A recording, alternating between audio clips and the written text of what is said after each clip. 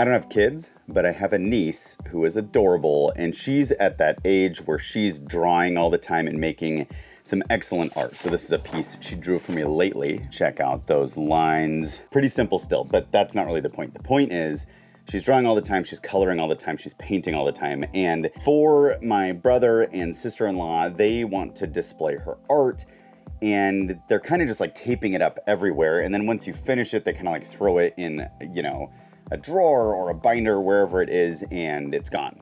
But I said, hey, I saw something online that might be a good solution for this, where basically you can put this picture in a nice frame, and then when you're ready for the next one, you can just pull this out, stick it behind so you can keep them all, and then display the next drawing. And that will last for probably like 20 or 30 drawings before then you might grab them up and put them somewhere. Grab them up, grab them. Anyway, you can grab them and set them somewhere. This will require a table saw, a miter saw, and some basic wood. You could make it with any kind of wood. I'm probably gonna go with walnut because I have a lot of walnut around here.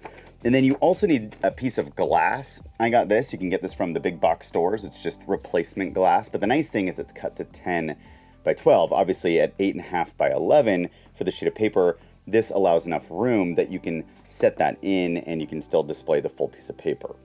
Otherwise, it's basic hobby stuff. So if you're a new woodworker or you're into kind of hobbyist woodworking, or you just have some kids and you're like, this is a great gift, or this would be really nice for our house, check it out. So even though you thought I might be rich because I'm using walnut, I'm actually just taking some walnut from a really bad chair build I did once upon a time, and I'm going to use that to make this frame. And it's a little bit thicker. It's about 1.5 inches wide, you can see there, and I'm going to use that width so that I can rip grooves down the sides of them. You can use kind of whatever wood you need for this. I just had this lying around, and I'm just showing you this here to show how you can take old stuff and make it new. And the only reason I'm taking it over to the jointer is just to clean up those edges because I had rounded them over. Because you need 90-degree edges for a frame, at least to start, and then you can do all sorts of things and round them over. I really like a feather board, and these magnetized feather boards are really helpful when you're ripping down small stock. So here I'm just messing around with layout, trying to figure out what grain would look right in what ways. And of course you don't have to do this, but with this kind of unique walnut that I had for this chair, I just wanted to make sure it looked decent as I got through it. Now, if you're working with glass, especially from the big box store, it's rough on the edges, and I have cut my fingers too many times to tell you with that. So wear some work gloves and then check your dimensions just to make sure everything's right. If it's from a big box store, it should be 10 by 12. Which is ultimately what you need, 2 different backer boards, because that's what your paper is going to slip into. One will be the backer, one will be the other side of that little slot. Now, here is where you need to mark your miters for what you're going to cut and how the frame will look. Now, you can do this the simple way, which is just eyeing it like me, or if you pause here, this is a formula that I got from David Picciuto's channel that is really good for frame making, and I use it every time for frame making, except when I don't, like here, where I'm just eyeballing it. And you can do that also. The key thing is just to make sure you overcut, and then you're gonna have to sneak up on the cut oftentimes. You'll see what I mean in a minute. In this method, when you cut the miters after you cut the grooves, you can cut the grooves in early, and you might say, wait, won't your grooves show on the frame? And they won't, because the miters hide it. You'll see.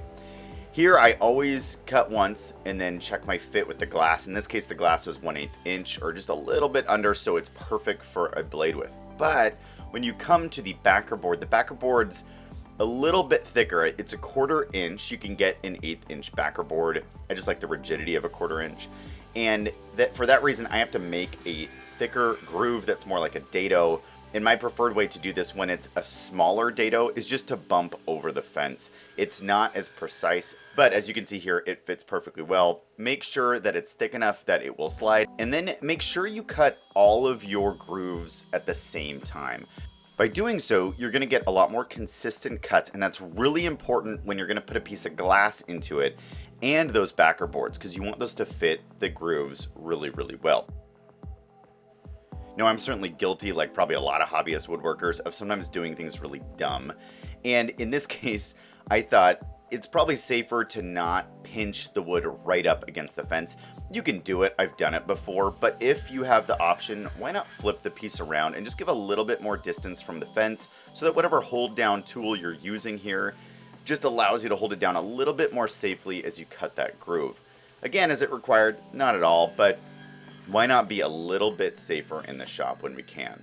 So once you finish those grooves and you've run them all through, it should look something like this.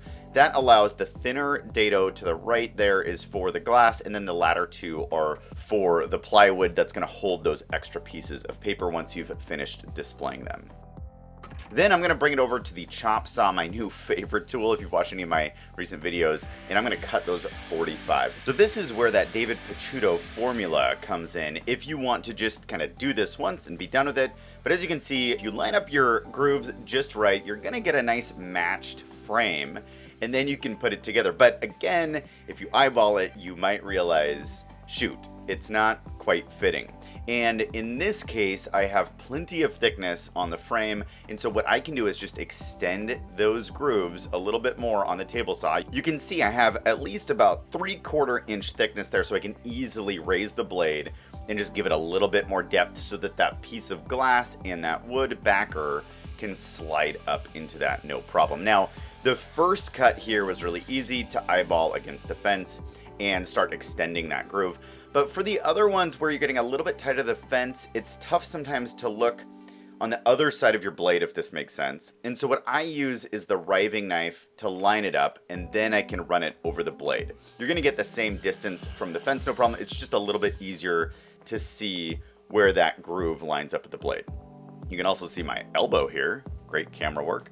And here I'm adding glue and adding those backer boards. And of course, I would really encourage you to dry fit, and make sure it's exactly right before you add any pin nails and glue, because as soon as you do that, the race is on and you're gonna run out of time.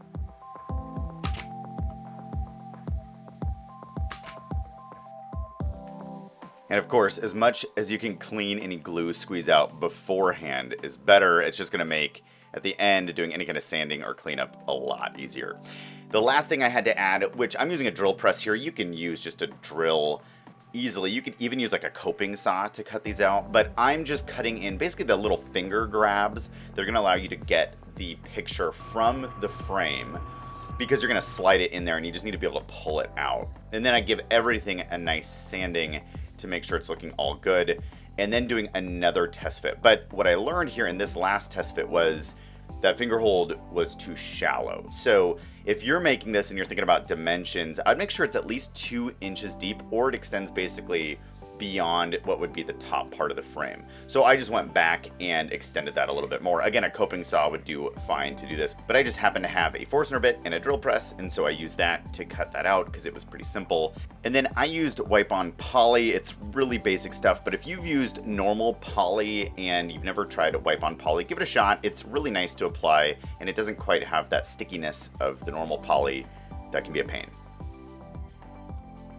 And then as you can see, you pop it on, the top slides in. Make sure you don't connect your top when you're finishing it off. That should always be able to be loosely removed.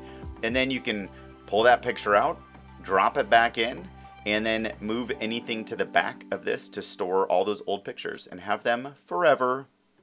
There it is, a frame for reuse for all sorts of kids' drawings. Easily change out whatever drawing is in there. It's easy to remove, it's easy to change, and then when you're done with them, you can just slip them back here so you can keep them for later. Thanks for watching.